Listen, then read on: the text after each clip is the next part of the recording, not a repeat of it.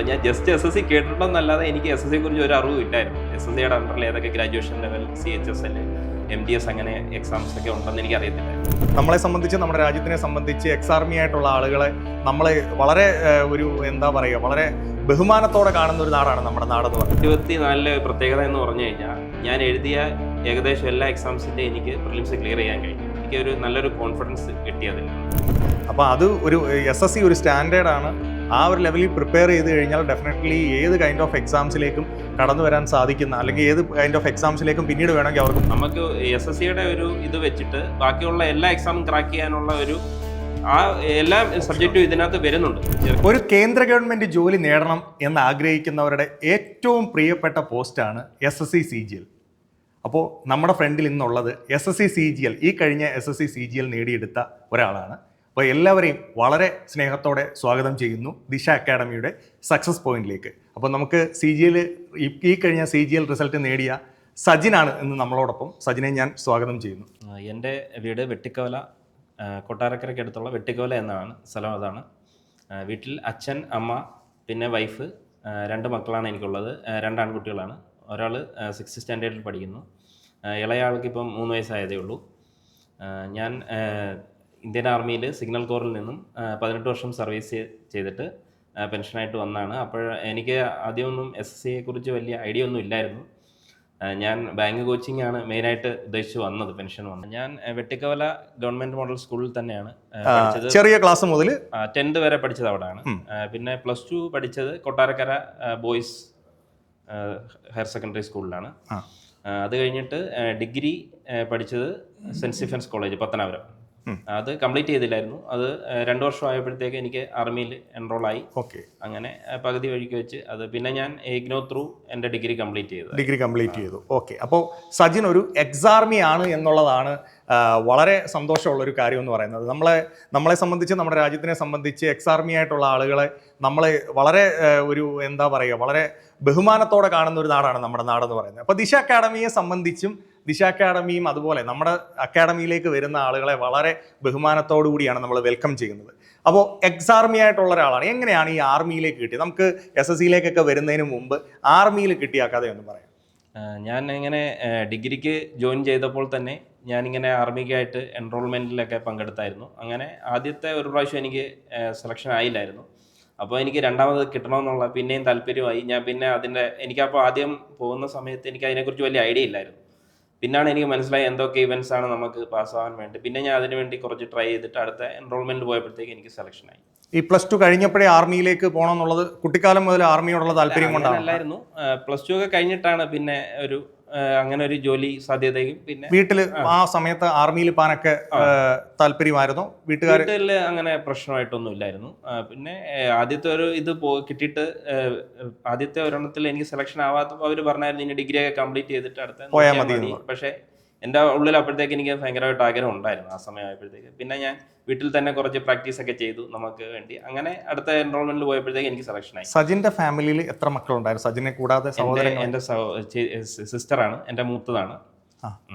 പിന്നെ അവർക്കിപ്പോൾ 2 മക്കളുണ്ട്, അളിയനും. അവരൊക്കെ താമസിക്കുന്നത് പൊരീക്കൽ എന്ന് പറയുന്ന സ്ഥലത്താണ്, നമ്മുടെ ചീരങ്കാവിനടുത്തുള്ള. ഓക്കെ. അപ്പം നമുക്കങ്ങനെ ആർമിയിലേക്ക് കിട്ടുകയാണ് അല്ലേ? ആർമിയിലേക്ക് കിട്ടുക എന്ന് പറയുമ്പോൾ ഏത് വർഷമാണത് ആക്ച്വലി? അത് 2004 അതിൻ്റെ സെലക്ഷൻ എല്ലാം നടന്നത്. 2005 മാർച്ച് 7 ഞാൻ ജോയിൻ ചെയ്തു ആർമിയിൽ ജോയിൻ ചെയ്തു. ഫസ്റ്റ് എവിടെയായിരുന്നു പോസ്റ്റിംഗ്? ഫസ്റ്റ് ഞങ്ങളുടെ ആർമിയുടെ ആദ്യം ബേസിക് ട്രെയിനിങ് ആണ്. അപ്പം എനിക്ക് കിട്ടിയത് സിഗ്നൽ കോർ ആയതുകൊണ്ട് ഞങ്ങളുടെ ട്രെയിനിങ് എല്ലാം ഗോവയിലായിരുന്നു. അവിടെ എനിക്ക് 6 മാസത്തേക്ക് ബേസിക് ട്രെയിനിങ് ഉണ്ടായിരുന്നു. അത് കഴിഞ്ഞിട്ട് എൻ്റെ ടെക്നീഷ്യൻ ടെലികമ്മ്യൂണിക്കേഷൻസ് ആയിരുന്നു എൻ്റെ ട്രേഡ്. അതിൻ്റെ ഒരു 1.5 വർഷം ഡിപ്ലോമ പോലെ നമുക്ക് അവസാനം അതിൻ്റെ സർട്ടിഫിക്കറ്റ് കിട്ടുന്ന കോഴ്സാണ്. അതിൻ്റെ 1.5 വർഷത്തെ ട്രെയിനിങ്, അത് മൊത്തത്തിൽ 2 വർഷം ട്രെയിനിങ് കഴിഞ്ഞു. അത് ഗോവയിലായിരുന്നു ഈ 2 വർഷം ഫസ്റ്റ്. അത് കഴിഞ്ഞിട്ട് എൻ്റെ ഫസ്റ്റ് പോസ്റ്റിംഗ് എനിക്ക് ജമ്മു കാശ്മീരിലാണ് കിട്ടുന്നത്, ജമ്മുവിൽ നിന്ന്. അവിടെ ഞാൻ ഒരു 3 വർഷത്തോളം അവിടെ ഉണ്ടായിരുന്നു. പിന്നെ അത് കഴിഞ്ഞിട്ട് പിന്നെ ഞാൻ രാജസ്ഥാൻ ജോധ്പൂർ പോയി. പിന്നെ ശ്രീനഗർ പോയി. ജമ്മു ആൻഡ് കാശ്മീർ ആദ്യം ഉണ്ടായിരുന്നു, പിന്നെ ശ്രീനഗർ എനിക്ക് കിട്ടിയിട്ടുണ്ടായിരുന്നു. പിന്നെ രാജസ്ഥാൻ ജോധ്പൂർ പറഞ്ഞു. അത് കഴിഞ്ഞിട്ട് പിന്നെ ആസാം, പഞ്ചാബ്, അങ്ങനെ പല സ്ഥലങ്ങളിൽ സർവീസ് ചെയ്തിട്ടുണ്ട്. ഈ ആർമിയിലേക്ക് പോകുന്നു എന്ന് പറയുമ്പോഴേ ഇപ്പോൾ വീട്ടിലൊക്കെ ഒരു ഒരു എന്താ പറയുക, അതിനെ ഭയങ്കരമായിട്ട് സപ്പോർട്ട് ചെയ്യണമെന്നൊന്നും നിർബന്ധമില്ല. അപ്പോൾ അങ്ങനെ വല്ല വിഷയങ്ങളും ഉണ്ടായിരുന്നോ ജോലിക്ക് പോകുക എന്ന് പറഞ്ഞപ്പോൾ കിട്ടി, വീട്ടില് പ്രത്യേകിച്ച് ആർമി എന്ന് പറയുമ്പോൾ? അങ്ങനെ വീട്ടിൽ വലിയ പ്രശ്നമൊന്നും ഇല്ലായിരുന്നു. പക്ഷെ ഞാൻ ആദ്യം പോയപ്പം പ്രശ്നമില്ല. ആദ്യത്തെ ഒരു ഇത് കിട്ടാതെ വന്നിട്ട് രണ്ടാമത് പിന്നെ അവർ പറഞ്ഞായിരുന്നു ഇനി എന്ത് പഠിത്തം കഴിഞ്ഞിട്ട് നോക്കിയാൽ മതി, അങ്ങനെ പറഞ്ഞായിരുന്നു. പക്ഷെ എൻ്റെ ഉള്ളിൽ ഒരു ആഗ്രഹം ഉണ്ടായിരുന്നു അപ്പോഴേ ആദ്യം തന്നെ. സജിന് ജമ്മുവിലാണ് പോസ്റ്റിംഗ് എന്നൊക്കെ അറിഞ്ഞപ്പോൾ ടെൻഷനുണ്ട്. കാരണം ഏറ്റവും കൂടുതൽ ഇപ്പം ആക്രമണവും കാര്യങ്ങളും വെടിയുള്ളോ അല്ലെങ്കിൽ മരണപ്പെടുവോ ഇങ്ങനെയൊക്കെയുള്ള ടെൻഷൻ വല്ലതും ഉണ്ടായിരുന്നോ? അങ്ങനെ വീട്ടുകാരെ സംബന്ധിച്ചിടത്തോളം സ്വാഭാവികമായിട്ട് കാണാൻ സാധ്യതയുണ്ട്. സ്വന്തമായിട്ട് എനിക്ക് സ്വന്തമായിട്ട് അങ്ങനെ പേടിയായിട്ടൊന്നും ഇല്ലായിരുന്നു. അല്ലായിരുന്നു. അപ്പം ആ ഒരു ഇപ്പോഴുള്ള ആ ഒരു കോൺഫിഡൻസ് അന്നും ഉണ്ടായിരുന്നു. ഓക്കെ. അപ്പോൾ അതാണ് ഒരു വലിയ വലിയ സർവീസ്. എത്ര നാള് ആ ഒരു സർവീസ് ഉണ്ടായിരുന്നു? അത് 18 വർഷത്തിന് 1 മാസം കുറവായിരുന്നു. 17 വർഷവും 11 മാസവും ഞാൻ സർവീസ് ചെയ്തു. ആ സർവീസ് നമുക്ക് വലിയൊരു എക്സ്പീരിയൻസ് തന്നു അല്ലേ? ഒരു നമ്മുടെ രാജ്യത്തിന്റെ പല പല സ്റ്റേറ്റുകളിലായിട്ട് വർക്ക് ചെയ്തു. 18 ഇയേഴ്സ് സർവീസ് കഴിഞ്ഞിട്ട് തിരിച്ചു വരുമ്പോൾ എത്ര വയസ്സുണ്ടായിരുന്നു കറക്റ്റ്? തിരിച്ചു വരുമ്പോൾ എനിക്ക് 37 വയസ്സ്. 37 വയസ്സ്. അപ്പോൾ നമ്മൾ എന്തായാലും റിസൈൻ ചെയ്ത് വരികയാണ്. അപ്പം നേർലി നമ്മൾ ഇറങ്ങുകയാണ്. അപ്പം സർവീസിൽ നിന്ന് ഇറങ്ങുമ്പോൾ നമ്മുടെ മൈൻഡിൽ ഇനി അടുത്തൊരു സർവീസിനെ പറ്റിയോ അല്ലെങ്കിൽ ഇനി എന്താണ് നാട്ടിൽ വരുമ്പോൾ എന്നുള്ള ചിന്ത എന്തുവായിരുന്നു? ഞാൻ ഇങ്ങനെ പ്ലാനിങ് ചെയ്തിട്ടുണ്ടായിരുന്നു വരാനായിട്ട്. അപ്പം കൊറോണയൊക്കെ ആയതുകൊണ്ട് ഞാൻ അല്ലെങ്കിൽ ഒരു 2 വർഷം മുമ്പ് വരേണ്ടതായിരുന്നു. അപ്പം കൊറോണ ആയതുകൊണ്ട് ഇച്ചിരി ലേറ്റായി. വന്ന് മനസ്സിൽ എൻ്റെ ഉണ്ടായിരുന്നു എനിക്ക് മെയിനായിട്ട് ബാങ്ക് കോച്ചിങ് അങ്ങനെ ആയിരുന്നു. എനിക്ക് SSC കുറിച്ച് അത്രയ്ക്ക് അറിവില്ലായിരുന്നു. ഞാൻ ആദ്യമായിട്ട് ദിശയിൽ വന്നിട്ട് നമ്മുടെ ഡെന്നി സാറിൻ്റെ അടുത്ത് വന്ന് സാറിനോട് ചോദിച്ച്, അപ്പോൾ എന്തിനാ വന്നത് ഇങ്ങനെ കാര്യങ്ങളൊക്കെ ചോദിച്ച് സംസാരിച്ച് വന്നപ്പം ഞാൻ ഇങ്ങനെ ബാങ്ക് കോച്ചിങ് എന്ന് പറഞ്ഞപ്പം സാറാണെന്ന് പറഞ്ഞാൽ അപ്പോൾ SSC വേണ്ടേ, ബാങ്ക് മാത്രം മതിയോ? അപ്പോൾ ഞാൻ ജസ്റ്റ് SSC കേട്ടിട്ടുണ്ടെന്നല്ലാതെ എനിക്ക് SSC കുറിച്ച് ഒരു അറിവും ഇല്ലായിരുന്നു. SSCയുടെ അണ്ടറിൽ ഏതൊക്കെ ഗ്രാജുവേഷൻ ലെവൽ, CHSL, MDS അങ്ങനെ എക്സാംസ് ഒക്കെ ഉണ്ടെന്ന് എനിക്ക് അറിയത്തില്ലായിരുന്നു. അപ്പോൾ സാറ് ചോദിച്ചപ്പോൾ ഞാൻ പറഞ്ഞാൽ എങ്കിൽ എനിക്ക് SSCയും കൂടെ വേണം, അങ്ങനെ പറഞ്ഞു. പിന്നാണ് ഞാൻ ക്ലാസ്സിലൊക്കെ വന്നിരുന്നതിന് ശേഷമാണ് ഞാൻ SSCക്ക് എത്ര ഓപ്പർച്യൂണിറ്റികളുണ്ട്, ഏതൊക്കെ അവസരങ്ങളാണ് ഉള്ളത് എല്ലാം മനസ്സിലാക്കുന്നത് ക്ലാസ്സുകളിൽ വന്നിരുന്നതിന് ശേഷമാണ്. അതുവരെ എനിക്ക് അത്ര എക്സാം ഏതൊക്കെയാണ് ഒന്നും ഒരു ഐഡിയ ഇല്ലായിരുന്നു. ബാങ്ക് എക്സാം എഴുതാം, അത് മാത്രമേ എനിക്ക് ഐഡിയ ഉള്ളായിരുന്നു. അതാണ് ഞാൻ മെയിനായിട്ട് ഫോക്കസ് ചെയ്തിരുന്നത് വരാൻ നേരത്തെ. അതെ, നമ്മുടെ ഈ സക്സസ് പോയിന്റിന്റെ മെയിൻ ആയിട്ടുള്ളൊരു കാര്യം എന്ന് പറയുന്നത് ഇതിലെ ഈ ഇന്റർവ്യൂവിലെ രണ്ടാമത്തെ സെക്ഷനായ ഈ SSC എക്സാമുകളെ കുറിച്ച് പറഞ്ഞതാണ്. ഇപ്പോൾ സാറ് ക്ലിയർ ചെയ്ത പരീക്ഷ ഇപ്പോൾ CGL 2024 ക്ലിയർ ചെയ്തു. അപ്പോൾ അത് മാത്രം ഇപ്പം ഒരുപാട് ആളുകൾക്ക് നമ്മുടെ നാട്ടിൽ നമ്മൾ ഈ ഇൻ്റർവ്യൂ ദിശ അക്കാഡമി ഒരുപാട് വീഡിയോസിലൂടെയും അല്ലെങ്കിൽ നമ്മുടെ യൂട്യൂബ് ചാനലുകളിലൂടെയും നമ്മുടെ അക്കാഡമികളിലൂടെയും ആളുകളിലേക്ക് എത്തിക്കുന്നത് സെൻട്രൽ ഗവൺമെൻറ് എക്സാമിൻ്റെ സാധ്യതകളെക്കുറിച്ചാണ്. അപ്പോൾ സാറ് ക്ലിയർ ചെയ്ത പരീക്ഷയും അതുപോലെ തന്നെ സെൻട്രൽ ഗവൺമെൻറ് എക്സാമുകളെ കുറിച്ചും ഒന്ന് പറഞ്ഞു കൊടുക്കാം. ഞാനാണെങ്കിൽ 2023 ഫെബ്രുവരിയിലാണ് ഞാൻ പെൻഷനാവുന്നത്. ഞാൻ 2023 മാർച്ച് ബാച്ചിൽ തന്നെ ഞാൻ ദിശയിൽ ജോയിൻ ചെയ്തു. അതിന് ശേഷം എനിക്ക് അപ്പോൾ അതുവരെ ഞാൻ ഒന്നും അപ്ലൈ ചെയ്തിട്ടില്ലായിരുന്നു. ദിശയിൽ ചേർന്നതിന് ശേഷമാണ് ഞാൻ ഫസ്റ്റ് ഓരോ എക്സാമിന് അപ്ലൈ ചെയ്ത് തുടങ്ങുന്നത്. അപ്പോൾ ആ സമയത്ത് വന്ന ഞങ്ങളുടെ കോഴ്സ് സ്റ്റാർട്ടായി 3 മാസം കഴിഞ്ഞപ്പോഴത്തേക്ക് CGL, CHSL ആ പ്രാവശ്യം വന്നത് എല്ലാം ഞാൻ അപ്ലൈ ചെയ്തായിരുന്നു. MDS CGL degree level exam ആണ്. സാറിന് ഡിഗ്രി ഉണ്ടായതുകൊണ്ട് ആ എക്സാമിന് അപ്ലൈ ചെയ്യാൻ പറ്റി. അതുപോലെ തന്നെ CHSL ഹയർ സെക്കൻഡറി ലെവൽ അത് ആസ് യൂഷ്വൽ എഴുതാൻ പറ്റുന്നതാണ്. പിന്നെ MDS 10th ലെവൽ എക്സാം ആണ്. അപ്പോൾ എല്ലാ എക്സാംസും സാറിന് എഴുതാൻ പറ്റും. സാർ ഇതെല്ലാം അപ്ലൈ ചെയ്യുന്നുണ്ടായിരുന്നു. പിന്നെ ആർമിയിൽ നിന്ന് വരുന്നവർക്ക് ഗ്രാജുവേഷൻ ഇല്ലെങ്കിൽ കൂടി അവിടുന്ന് വരുമ്പോൾ അവരൊരു ഗ്രാജുവേഷൻ സർട്ടിഫിക്കറ്റ് തരാറുണ്ട്. അത് വെച്ച് നമുക്ക് എക്സാമിക്ക് ഗ്രാജുവേഷൻ തുല്യമായിട്ടുള്ള എല്ലാ എക്സാംസും എഴുതാൻ പറ്റും. എനിക്ക് ഗ്രാജുവേഷൻ ഇല്ലെങ്കിൽ കൂടി എനിക്ക് എഴുതാൻ പറ്റുമായിരുന്നു. ഈ പരീക്ഷകളെല്ലാം സാർ എഴുതുന്നുണ്ടായിരുന്നു. ഞാൻ ചോദിച്ചോട്ടെ, സാറ് ജോയിൻ ചെയ്ത ടൈം എന്ന് പറയുന്നത് മാർച്ച് 23, 2023, ഒരു വർഷത്തെ സമയം അല്ലെങ്കിൽ 1.5 വർഷത്തെ സമയമേ ജോലി നേടിയെടുക്കാൻ വേണ്ടി ആകെ എടുത്തിട്ടുള്ളൂ അല്ലേ? അപ്പോൾ ഇതിൻ്റെ ഇടയ്ക്ക് എത്ര പരീക്ഷകൾ എഴുതിയിട്ടുണ്ട്? ഞാൻ 2023 സാറിനോട് പറഞ്ഞതുപോലെ ഈ എക്സാം കൂടാതെ 2023 ഞാൻ നമ്മുടെ ഡൽഹി പോലീസ് SIയുടെ എക്സാം പ്രിലിംസ് ക്ലിയർ ചെയ്തായിരുന്നു. അതേപോലെ കോൺസ്റ്റബിൾ, ഇത് രണ്ടും ഞാൻ 2023 തന്നെ ക്ലിയർ ചെയ്തായിരുന്നു പ്രിലിംസ്. മെയിൻസിന് ഞാൻ പിന്നെ പോയില്ല, കാരണം എനിക്ക് വീണ്ടും ഡൽഹി അങ്ങോട്ട് പോകാൻ ഒരു താല്പര്യമില്ല. പിന്നെ ഒരു എക്സ്പീരിയൻസിന് ആയിട്ടാണ് മെയിനായിട്ട് ആ എക്സാം എഴുതിയത്. പിന്നെ 2024 പ്രത്യേകത എന്ന് പറഞ്ഞു കഴിഞ്ഞാൽ ഞാൻ എഴുതിയ ഏകദേശം എല്ലാ എക്സാംസിൻ്റെ എനിക്ക് പ്രിലിംസ് ക്ലിയർ ചെയ്യാൻ കഴിഞ്ഞു. എനിക്ക് ഒരു നല്ലൊരു കോൺഫിഡൻസ് കിട്ടി അതിൽ നിന്ന്. എന്തിനാ സാർ എല്ലാ പരീക്ഷകളും എഴുതിക്കൊണ്ടിരുന്നത്? അതൊരു എക്സ്പീരിയൻസ്, മെയിനായിട്ട് ഒരു എക്സ്പീരിയൻസിന് വേണ്ടിയാണ് എഴുതിയത്. ചില എക്സാംസിനൊക്കെ പോസ്റ്റുകൾ വളരെ കുറവാണ്, കിട്ടാൻ ഒരു വളരെ കുറച്ച് ചാൻസ് മാത്രമേ ഉള്ളൂ. എങ്കിൽ കൂടി ഒരു എക്സ്പീരിയൻസിന് വേണ്ടിയിട്ട് ഈ 2023 എനിക്ക് കിട്ടിയ ഈ SIയുടെ ഡൽഹി പോലീസ് SI അത് 2024 വന്നപ്പം മൊത്തം CAPFന്റെ മൊത്തത്തിലുള്ള SIയുടെ എക്സാംസ് ആയിരുന്നു. അപ്പം അതിനകത്ത് ഞാൻ 2024 വീണ്ടും എഴുതി. അപ്പോൾ എൻ്റെ വീട്ടുകാർ എന്നോട് ചോദിച്ചായിരുന്നു, കഴിഞ്ഞ പ്രാവശ്യം കിട്ടിയിട്ട് പോയില്ല, ഈ പ്രാവശ്യം പിന്നെ എന്തിനാ പോയി എഴുതുന്നത്? ഞാൻ വിചാരിച്ച് ഞാൻ ഇപ്പോൾ പറഞ്ഞു, അല്ല അതെനിക്ക് വേണം എഴുതണം, അതിൽ എനിക്ക് കിട്ടുന്ന ഒരു കോൺഫിഡൻസ് അത് വേറെ ലെവലാണ്. എക്സാം നമ്മൾ മോക്ക് ചെയ്യുന്നതിനേക്കാൾ കൂടുതൽ എക്സാംസ് പോയി എഴുതുമ്പോൾ കിട്ടുന്ന ഒരു കോൺഫിഡൻസ് അത് വേറെ ഒരു ലെവലാണ്. അങ്ങനെ ഞാൻ 2024 പോയി എഴുതി. എനിക്ക് അതിൽ CAPFന്റെ എനിക്ക് ജനറൽ കട്ട് ഓഫ് തന്നെ ക്ലിയർ ചെയ്യാൻ സാധിച്ചായിരുന്നു. അതേപോലെ 2024 CGL, CHSL, MDS, ഇതിനകത്ത് CHSL എനിക്ക് ടൈപ്പിങ്ങിന് എററിൻ്റെ ഇതിൽ എനിക്ക് കിട്ടിയില്ല, മാർക്ക് ഉണ്ടായിരുന്നു എക്സാമിന്. അതേപോലെ CGL ഇപ്പോൾ കിട്ടി. അതേപോലെ സെലക്ഷൻ പോസ്റ്റിൽ ഞാൻ എഴുതിയായിരുന്നു degree level, 10th level, +2 level 3 എഴുതിയായിരുന്നു. ഇതിൻ്റെ 3 എനിക്ക് കിട്ടി, ലിസ്റ്റിലുണ്ട്. അതിനകത്തെല്ലാം വേക്കൻസി വളരെ കുറവായിരുന്നു. വളരെ ഈ പരീക്ഷകൾ എഴുതിയ ഒരു അനുഭവ സമ്പത്ത് വളരെയധികം അത് CGL എഴുതുന്നവർ അല്ലെങ്കിൽ SSC എക്സാം ആഗ്രഹിക്കുന്നവരോട് സാറിന് പറയാനുള്ള ഒരു കാര്യം എന്ന് വെച്ചാൽ പരീക്ഷകൾ സ്ഥിരമായിട്ട് എഴുതിക്കൊണ്ടിരിക്കണം. കാരണം നമുക്ക് വേണ്ട പോസ്റ്റ് ആയിക്കോട്ടെ അല്ലാത്തതായിക്കോട്ടെ, പക്ഷെ നമ്മൾ എക്സാമുകൾ സ്ഥിരമായിട്ട് എഴുതുന്നത് ഈ എക്സാം ആഗ്രഹിക്കുന്ന ആളുകൾക്ക്, കേന്ദ്ര ഗവൺമെന്റ് ജോലി ആഗ്രഹിക്കുന്നവർക്ക് അതിലേക്ക് അടുക്കാനുള്ള ഒരു വഴിയാണ് അല്ലേ. അപ്പോൾ ഈ ഒരു പ്രിപ്പറേഷൻ കാലയളവ് അത് കൃത്യമായിട്ട് ഒരു തുടങ്ങുന്ന ഒരാളുടെ ഡൗട്ടാണ്, എങ്ങനെ ഞാൻ തുടങ്ങണം? അപ്പോൾ സാറ് അക്കാഡമിയിൽ തുടങ്ങി എന്ന് പറഞ്ഞു. അപ്പോൾ എങ്ങനെ തുടങ്ങണം, എങ്ങനെ അയാൾ പഠിച്ചു തുടങ്ങണം, അതിനെന്തായിരിക്കും സാറിന് പറയാനുള്ളത്? ഞാനിങ്ങനെ ആർമിയിൽ നിന്ന് പെൻഷൻ വരാൻ തുടങ്ങിയപ്പോൾ എനിക്കൊരു ചെറിയൊരു ഇത് തുടങ്ങണം, ഒരു ബേസിക്കൊക്കെ ഞാൻ ജസ്റ്റ് യൂട്യൂബൊക്കെ നോക്കിയെന്നല്ലാതെ എനിക്ക് ബേസിക് എൻ്റെ അത്ര ക്ലിയർ അല്ലായിരുന്നു. അപ്പോൾ ഞാനിങ്ങനെ ദിശയിൽ വന്നു, ആദ്യം ക്ലാസ്സുകൾ തുടങ്ങി. അപ്പോൾ ആദ്യം വന്ന നിഖിൽ സാറാണ് പറഞ്ഞത്, ഇങ്ങനെ അദ്വൈത് സാറ് ദിശയിൽ ഒരു ബേസിക്കൊക്കെ ക്ലിയർ ആവാൻ സ്പീഡ്, മാത്സിൻ്റെ സ്പീഡ് കൂട്ടാനായിട്ടുള്ള ട്രിക്സ്, അതിൻ്റെ ഒരു ക്ലാസ് ഇട്ടിട്ടുണ്ട്, അത് നിങ്ങൾ എന്തായാലും നോക്കണമെന്ന് പറഞ്ഞു. ഞാൻ ആദ്യത്തെ ക്ലാസ് കഴിഞ്ഞപ്പോൾ തന്നെ വീട്ടിൽ ചെന്നിട്ട് ആദ്യമായി യൂട്യൂബ് എടുത്ത് നോക്കി, അത് ഞാൻ ഫോളോ ചെയ്യുമായിരുന്നു. അതാണ് എൻ്റെ മെയിനായിട്ട് മാത്സിൻ്റെ സ്പീഡ് കൂട്ടാൻ ഒരുപാട് സഹായിച്ചു. അതിനകത്ത് സാറ് പറയുന്നതെന്ന് പറഞ്ഞു കഴിഞ്ഞാൽ നമ്മൾ ആദ്യം ടേബിൾസ് പഠിക്കണം, പിന്നെ സ്ക്വയറുകൾ, ക്യൂബുകൾ, അതേപോലെ തന്നെ കുറേ പെർസെൻറ്റേജിൻ്റെ കുറേ ഫ്രാക്ഷൻസ് അങ്ങനെയുള്ളതൊക്കെ പഠിക്കുക. പിന്നെ സാറ് തന്നെ കുറേ നമ്പർ എഴുതിയിട്ട് അത് കൂട്ടി ഇങ്ങനെ ഒരു സാറ് അത് പറയുന്നുണ്ട്. അത് ദിശയുടെ നമുക്ക് ബേസിക് സ്പീഡ് ട്രിക്സ് എന്ന് പറഞ്ഞിട്ട് സാറിൻ്റെ വീഡിയോ എടുത്ത് നോക്കിയാൽ ഇപ്പോഴും കിട്ടും. അത് ചാനലുണ്ട് 2 വർഷം മുമ്പുള്ള. അത് ഞാൻ കുറേ നാൾ അത് ഡെയിലി ചെയ്യുമായിരുന്നു. അത് ഏകദേശം കുറച്ച് സമയം എടുക്കും അത് മൊത്തത്തിൽ ചെയ്തു വരുമ്പം, 1 മണിക്കൂർ ചിലപ്പോൾ, പിന്നെ സമയം കുറഞ്ഞു വരും. എങ്കിൽ ആദ്യം നല്ല സമയം എടുക്കും അതെല്ലാം ഫുള്ള് ചെയ്തു വരാൻ, ടേബിളെല്ലാം എഴുതി. പിന്നെ സാറ് തന്നെ പറഞ്ഞിട്ടുണ്ട് ടേബിൾ ചെയ്തിട്ട് പിന്നെ നമ്മൾ തന്നെ കുറച്ച് എഴുതിയിട്ട് അത് കിട്ടുന്നുണ്ടോ, ചെയ്യാൻ പറ്റുന്നുണ്ടോ, അങ്ങനെയുള്ള രീതിയിലൊക്കെ ഞാൻ ചെയ്യുമായിരുന്നു സ്ഥിരമായിട്ട്. അതാണ് ആദ്യം ബേസിക് സ്റ്റാർട്ട് ചെയ്തത് മാത്സിന് വേണ്ടിയിട്ട്. പിന്നെ ബാക്കിയുള്ള സബ്ജക്റ്റ് നമ്മൾ ദിശയിൽ നിന്ന് തന്നെ നമുക്കൊരു 6 മാസം, ഏകദേശം ഒരു 8 മാസത്തോളം അവിടുത്തെ ബേസിക് ക്ലാസ്സുകൾ കഴിഞ്ഞ് അപ്പോഴത്തേക്കും നമുക്കൊരു ബേസിക്കിനെ കുറിച്ച് മൊത്തത്തിലൊരു ഐഡിയ ആയി. ഏതൊക്കെയാണ് മാത്സ് ആണെങ്കിലും റീസണിങ് ആയാലും. പിന്നെ GK ഫുള്ള്, അത് എല്ലാ സബ്ജക്റ്റും ഉണ്ട് GKക്കകത്ത്. അപ്പം എല്ലാത്തിനും എത്ര സമയം നമ്മൾ സ്പെൻഡ് ചെയ്യണം, ഒരു ദിവസം എല്ലാം കൂടെ ഒരേ കണക്ക് കൊണ്ടുപോകണം. അതിനകത്ത് GK ഫാക്കൽറ്റികളുടെ ക്ലാസ്സുകൾ GK വളരെയധികം നമ്മുടെ നിത്യ മിസ്സിൻ്റെ ക്ലാസ്സൊക്കെ വളരെ സഹായം ചെയ്തിട്ടുണ്ട് അതിനകത്ത് മെയിനായിട്ട്.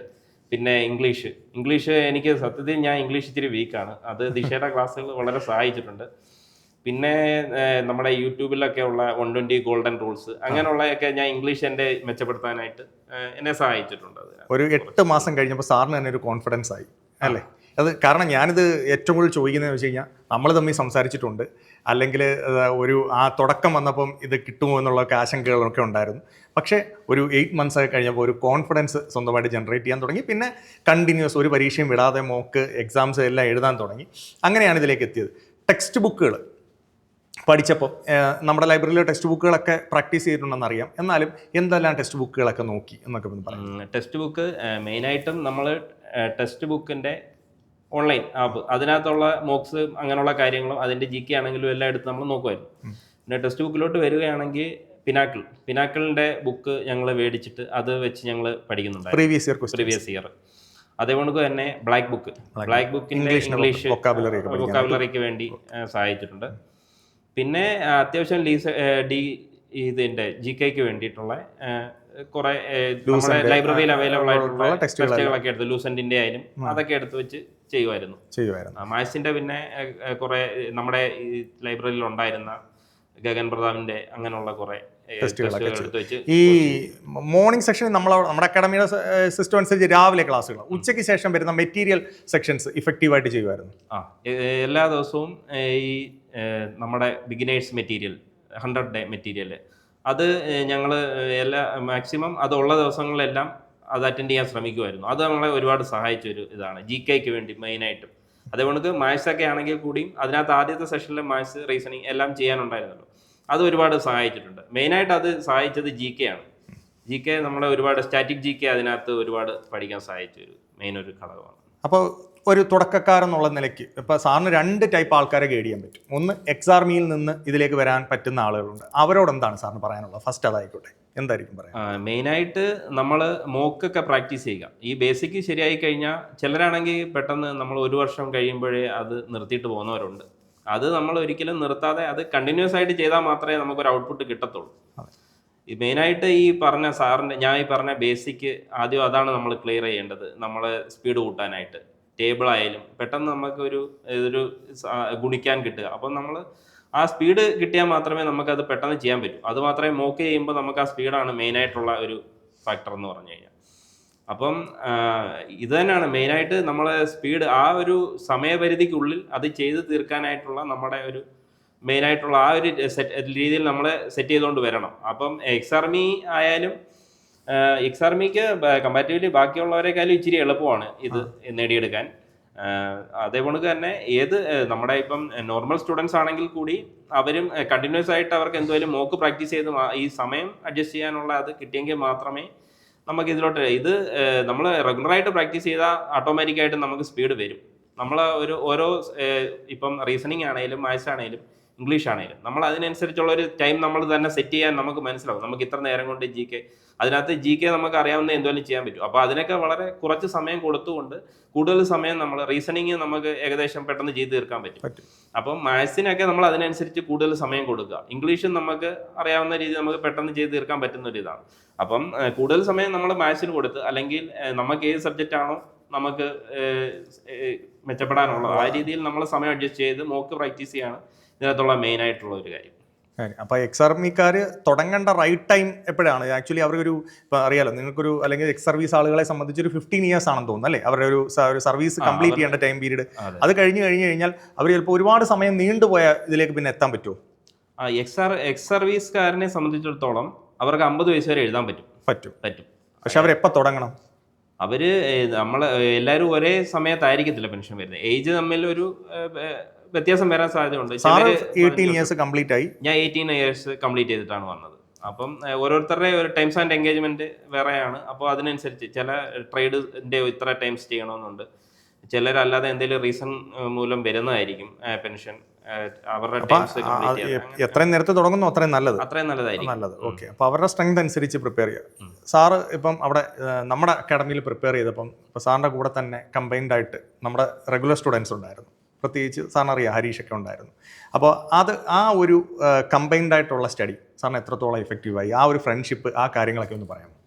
കമ്പൈൻ സ്റ്റഡി ഞങ്ങളെ ക്ലാസ് തുടങ്ങി ഏകദേശം ഒരാഴ്ച കഴിഞ്ഞപ്പം ഡെന്നി സാർ എന്നെ വന്ന് ചോദിച്ചു, നിങ്ങളെന്താ ഉച്ച കഴിഞ്ഞിട്ട് ഇരിക്കാത്തത്? അപ്പോൾ ഞങ്ങൾ അടുത്ത ആഴ്ച തൊട്ട് ഉച്ച കഴിഞ്ഞിട്ട് ഇരിക്കാൻ തുടങ്ങി. അപ്പോഴാണ് ഞങ്ങൾ അതിൻ്റെ ഇമ്പോർട്ടൻസ് കറക്റ്റായിട്ട് മനസ്സിലാക്കുന്നത്. ഞങ്ങൾ ആദ്യം ചെയ്തു തുടങ്ങിയത് ഇച്ചിരി എളുപ്പമുള്ള റീസണിങ്, അതിനകത്ത് സീരീസ് അങ്ങനെയുള്ള കാര്യങ്ങളായിരുന്നു ആദ്യം ചെയ്തു തുടങ്ങിയത്. പിന്നെ അത് ചെയ്ത് നമ്മൾ ഇൻട്രസ്റ്റ് ആയിട്ട് വന്നപ്പോൾ പിന്നെ മാത്സ് തുടങ്ങി, പിന്നെ GK എല്ലാം ഞങ്ങൾ കമ്പൈൻഡ് ആയിട്ട് അത് ഒരുപാട് സഹായിച്ചു. കാരണം ഇപ്പോൾ ഒരാൾക്ക് അറിഞ്ഞുകൂടെങ്കിൽ വേറൊരാൾ അത് പറഞ്ഞു കൊടുക്കുന്നു, അത് അങ്ങോട്ടും ഇങ്ങോട്ടും ഡിസ്കസ് ചെയ്യുന്നു. അത് നമ്മളെ വളരെയധികം സഹായിച്ച ഒരു കാര്യമാണ്. അത് ഗ്രൂപ്പ് സ്റ്റഡി ഞാൻ ആദ്യം തുടങ്ങിയപ്പോൾ ഞങ്ങൾ കുറേ പേരുണ്ടായിരുന്നു. ലാസ്റ്റ് തീരാറായപ്പോൾ ഞാനും ഹരീഷും മാത്രമായി. അപ്പം പക്ഷേ എന്നിട്ട് ഞങ്ങൾ കണ്ടിന്യൂ ചെയ്തു. ഞങ്ങളുടെ കൂടെ ഉള്ളവരെല്ലാം ഏകദേശം നിർത്തിയായിരുന്നു ആ സമയമൊക്കെ ആയപ്പോഴത്തേക്ക്. പക്ഷേ ഞങ്ങൾ രണ്ടും എന്നിട്ടും ഇപ്പോഴും സത്യത്തിൽ ഞങ്ങൾ കമ്പൈൻ സ്റ്റഡി സമയം കിട്ടുമ്പോഴൊക്കെ ഇപ്പോഴും പഠിക്കാറുണ്ട്. ആ റിസൾട്ടിൽ തന്നെ നിങ്ങളെ പ്രത്യേകത പറഞ്ഞു. നിങ്ങളുടെ റിസൾട്ട് വന്നു രണ്ടുപേരും അടുത്തടുത്ത് തന്നെ CGL നേടി, രണ്ടുപേരും ഒരേ എക്സാം തന്നെ നേടി, ഒരേ ഇയറിലെ എക്സാം നേടി. അതൊക്കെ വളരെ ഞാൻ പറഞ്ഞില്ല, നമ്മുടെ ഒരു ദൈവത്തിൻ്റെ ഒരു അനുഗ്രഹം. പലപ്പോഴും പല ആളുകളും ലക്ക് എന്നൊക്കെ പറയുന്നത് നമ്മളുടെ ആ ഒരു എഫേർട്ടാണ് അല്ലേ, ഹാർഡ് വർക്കാണ്. അതാണ് നിങ്ങളവിടെ ഇപ്പോൾ നിങ്ങൾക്ക് ഔട്ട്പുട്ടായിട്ട് കിട്ടിയിരിക്കുന്നത്. അപ്പോൾ ആ ഒരു ഫ്രണ്ട്ഷിപ്പ് നിങ്ങളെ ഭയങ്കരമായിട്ട് ഹെൽപ്പ് ചെയ്തു. നിങ്ങൾ ക്ലാസ്സിന് ശേഷവും ഇരുന്ന് സ്പെൻഡ് ചെയ്ത ടൈം നിങ്ങൾക്ക് റിസൾട്ടിലേക്ക് എത്താൻ സഹായിച്ചു.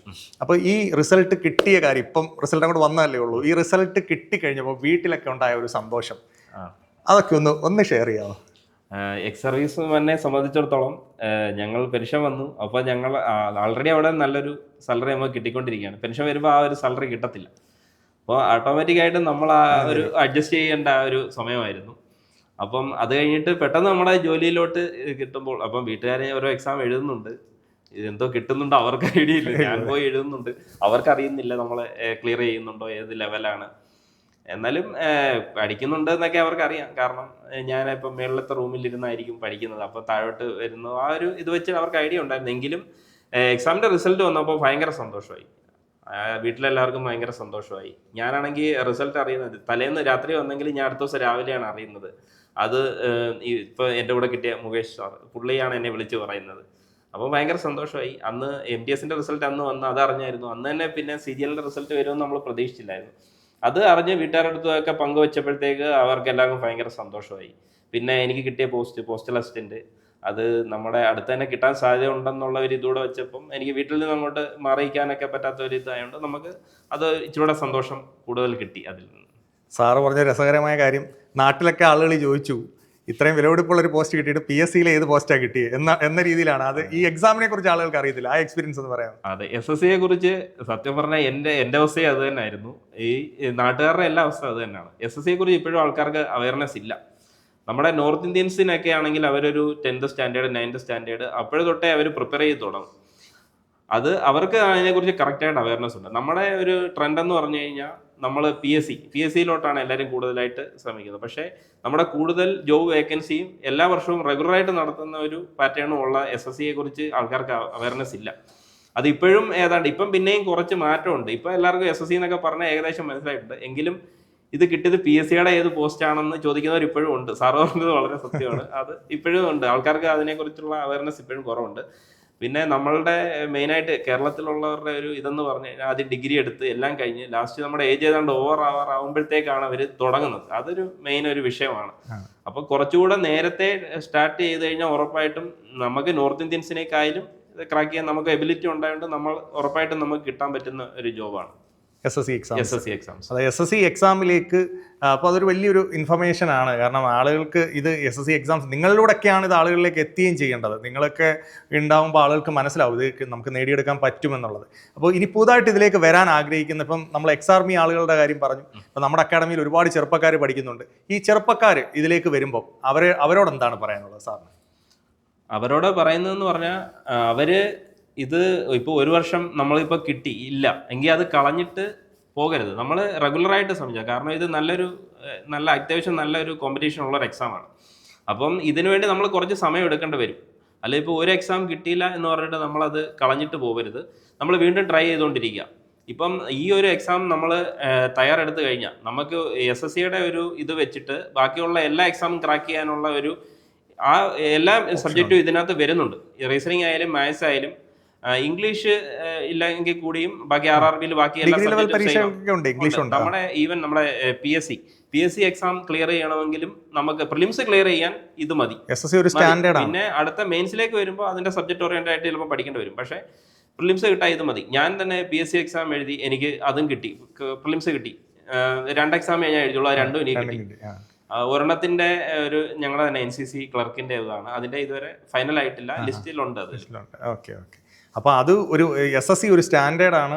ആ ഒരു ലെവലിൽ പ്രിപ്പയർ ചെയ്ത് കഴിഞ്ഞാൽ ഡെഫിനറ്റ്ലി ഏത് കൈൻഡ് ഓഫ് എക്സാംസിലേക്കും കടന്നു വരാൻ സാധിക്കുന്ന, അല്ലെങ്കിൽ ഏത് കൈൻഡ് ഓഫ് എക്സാംസിലേക്കും പിന്നീട് വേണമെങ്കിൽ അവർക്ക് പോകാം. നമ്മളും നമ്മുടെ അക്കാഡമിയിൽ സാറിന് CGL എഴുതിയപ്പോൾ CGL പരീക്ഷ നേടിയെടുക്കാൻ പറ്റുന്നൊരു പരീക്ഷയാണോ എന്ന് ഉറപ്പുണ്ടോ? അല്ലെങ്കിൽ അത് സാറ് നേടിയെടുത്തു, അപ്പോൾ അത് മറ്റൊരാൾ ട്രൈ ചെയ്യുമ്പോൾ അയാൾക്ക് അത് നേടിയെടുക്കാൻ പറ്റും എന്ന് സാറിന് ഉറപ്പിച്ച് പറയാൻ പറ്റുമോ? അല്ലെങ്കിൽ അവർക്കൊരു ആത്മവിശ്വാസം കൊടുക്കാൻ പറ്റുമോ? നമ്മൾ മെയിനായിട്ട് നമ്മുടെ കാൽക്കുലേഷൻ സ്പീഡുള്ള ഒരാൾ, അത്യാവശ്യം കാൽക്കുലേഷൻ സ്പീഡുള്ള ഒരാൾ, അയാൾ എഫർട്ട് എടുക്കാൻ തയ്യാറോടാണെങ്കിൽ ഇത് നമുക്ക് ഈസി ആയിട്ട് ക്രാക്ക് ചെയ്യാവുന്നേ ഉള്ളൂ. കാരണം പിന്നെ നമ്മുടെ പ്രാക്ടീസാണ് മെയിനായിട്ട്. നമുക്ക് ബേസ് നമ്മൾ സെറ്റായി കഴിഞ്ഞാൽ പിന്നെ നമ്മൾ മോക്ക് റെഗുലറായിട്ട് പ്രാക്ടീസ് ചെയ്ത് തന്നെയാണ് സ്പീഡ് കൂട്ടുന്നത്. എല്ലാവർക്കും ആദ്യം ഒരു സ്പീഡൊന്നും കാണത്തില്ല. പിന്നെ അതിനുള്ള ഒരു നമുക്കൊരു മനസ്സിലാവും. നമ്മൾ കുറച്ചാൾ പ്രിപ്പയർ ചെയ്യുമ്പോൾ തന്നെ നമുക്ക് അത്യാവശ്യം മനസ്സിലാവും നമുക്കിത് ക്രാക്ക് ചെയ്യാൻ പറ്റുമോ. അങ്ങനെയുള്ള ഒരാൾ ഈസി ആയിട്ട് അയാൾക്ക് സ്വയം തോന്നുവാണ് ക്രാക്ക് ചെയ്യാൻ പറ്റും എങ്കിൽ അയാൾ ഉറപ്പായിട്ടും ഷുവറായിട്ടും അവർ പ്രാക്ടീസ് ചെയ്താൽ കിട്ടും, അല്ലാതെ കിട്ടാതെ ഇരിക്കത്തൊന്നുമില്ല. CGL കിട്ടുന്ന ഒരു എക്സാം തന്നെയാണ്. ആത്മവിശ്വാസത്തോടു കൂടി നമുക്ക് ആ ഒരു കോൺഫിഡൻസോട് കൂടി പഠിക്കുകയാണെങ്കിൽ ഉറപ്പായിട്ടും കിട്ടും എന്ന് തന്നെയാണ് സാറിൻ്റെ അഭിപ്രായം. അതുപോലെ ഈ ഇത്തരം എക്സാംസിന് വേണ്ടി പ്രിപ്പയർ ചെയ്യുന്നവർ ഡെഫിനറ്റ്ലി ഈ ഒരു സ്റ്റാൻഡേർഡിൽ പ്രിപ്പയർ ചെയ്യണം എന്നുമാണ് സാറ് പറഞ്ഞു വെക്കുന്നത്. അപ്പോൾ അതല്ലാതെ ബാക്കി എന്തെങ്കിലും സാറിന് ഇനി സാറിൻ്റെ പ്രിപ്പറേഷനുമായിട്ട് ബന്ധപ്പെട്ട് നമ്മുടെ ഈ സക്സസ് പോയിന്റ് കാണുന്ന ദിശയിലെ ആളുകളോട് പറയാനായിട്ട്, ഇപ്പോൾ ദിശയ്ക്ക് സംബന്ധിച്ച് യൂട്യൂബ് ചാനലുണ്ട്, കേരളത്തിൽ പലയിടത്തായിട്ട് അക്കാഡമികളുണ്ട്, സാറിന് എന്താണ് ഈ കോമൺ ആയിട്ട് ആളുകളോട് ലാസ്റ്റായിട്ട് പറയാനുള്ളത്? എനിക്ക് പറയാനുള്ളതെന്ന് പറഞ്ഞാൽ ദിശ അക്കാഡമിയെ സംബന്ധിച്ചത് പറയുകയാണെങ്കിൽ ദിശ വളരെ നമുക്കൊരു ബേസിക് തരിക, അത് ജോലി കറക്റ്റായിട്ട് തരുന്നുണ്ട്. ദിശയുടെ ജോലി അതാണ്. പിന്നെ കുറച്ച് ബാക്കിയുള്ളതെന്ന് പറഞ്ഞാൽ നമ്മൾ തന്നെ മെയിൻറ്റെയിൻ ചെയ്ത് എടുക്കേണ്ടതാണ്. അത് ഒരിക്കലും ഒരു ഇൻസ്റ്റിറ്റ്യൂട്ടിന് തരാൻ പറ്റുന്ന ഒരു അതല്ല. ഒരു ബേസിക് തരിക, ബാക്കി നമ്മളെ സഹായിച്ചുകൊണ്ടിരിക്കുക. മെൻറ്ററിനെ നമുക്ക് എന്തെങ്കിലും ഡൗട്ട് ഉണ്ടെങ്കിൽ മെൻറ്റേഴ്സ് വന്ന് ക്ലിയർ ചെയ്ത് തരുന്നുണ്ട്. അങ്ങനെ ബാക്കി നമ്മുടെ എഫർട്ടാണ്. ബാക്കി നമ്മൾ തന്നെ നമുക്ക് മനസ്സിലാവും ഏതൊക്കെ ഏരിയയിൽ നിന്ന് എങ്ങനെ പഠിക്കണം. അതിപ്പം യൂട്യൂബ് ക്ലാസ്സുകൾ കണ്ടായാലും അല്ലെങ്കിൽ അതിനുള്ള നമ്മൾ ടെക്സ്റ്റ് ബുക്കുകൾ എടുത്തായാലും അങ്ങനെ പഠിച്ച് നമ്മൾ ശ്രമിച്ചു കഴിഞ്ഞാൽ ഉറപ്പായിട്ടും കിട്ടും. അതിനകത്ത് ഒരു ഡൗട്ടും ഇല്ല. ഈ എക്സാം അല്ലെങ്കിൽ കൂടി ഇതിൻ്റെ അതേ പാറ്റേൺ ആണ് മിക്കവാറും ഉള്ള എല്ലാ എക്സാമും. ബാങ്ക് എക്സാം ആണെങ്കിൽ കൂടി റീസണിങ്ങിൽ ഒരു ചെറിയ വ്യത്യാസം ഉണ്ടെങ്കിൽ കൂടി ബാങ്ക് എക്സാം ഏതാണ്ട് ഇതേ പാറ്റേൺ തന്നെ, ഒരു വ്യത്യാസമില്ല. ബാക്കി എല്ലാ എക്സാമും സെയിം ആണ്. ബാങ്കിനെ മാത്രമേ ഉള്ളൂ ചെറിയൊരു ഡിഫറൻസിലും ഉള്ളത് ഇതിൽ. അതുകൊണ്ട് ഉറപ്പായിട്ടും ഇത് SSC പഠിക്കുവാണെങ്കിൽ ഒരിക്കലും നമുക്കൊരു നഷ്ടമായിരിക്കത്തില്ല, അത് ഉറപ്പാണ്. ഈ എക്സാം അല്ലെങ്കിൽ വേറൊരു എക്സാം, അങ്ങനെ ഏതെങ്കിലും ഒരു എക്സാം നമുക്ക് ഉറപ്പായിട്ടും ക്രാക്ക് ചെയ്യാൻ പറ്റും. കോമ്പറ്റേറ്റീവ് എക്സാം ആഗ്രഹിക്കുന്ന ആളുകളാണെങ്കിൽ ധൈര്യമായിട്ട് എക്സാമുകൾക്ക് പ്രിപ്പയർ ചെയ്യുക. അപ്പോൾ സാറിൻ്റെ ഇത്രയും സമയം സാറ് വളരെ വലിയൊരു ഇൻഫർമേഷനാണ് നമ്മുടെ വിദ്യാർത്ഥികൾക്ക് സക്സസ് പോയിന്റിലൂടെ പറഞ്ഞു കൊടുത്തത്. അപ്പോൾ സാറിൻ്റെ സർവീസിനും എല്ലാവിധ ആശംസകളും നേരുന്നു. Thank you. All the best. Thank you.